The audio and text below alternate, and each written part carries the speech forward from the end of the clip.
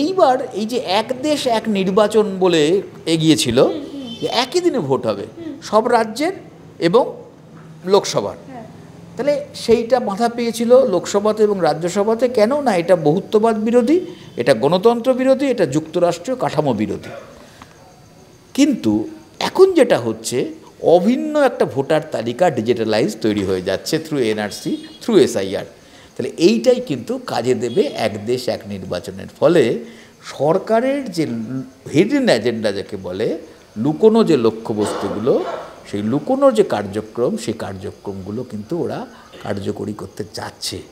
2024 সালের নির্বাচনী ইস্তাহারে বিজেপি বলেছিল যে এনআরসি হবে না, আমরা এনআরসি চাই না মানুষের ভোট নেওয়ার জন্যে। এনআরসি বিরোধী যে আবহাওয়া গোটা দেশে তৈরি হয়েছে সেটার দিকে তাকিয়ে কিন্তু ওরা কায়দা করে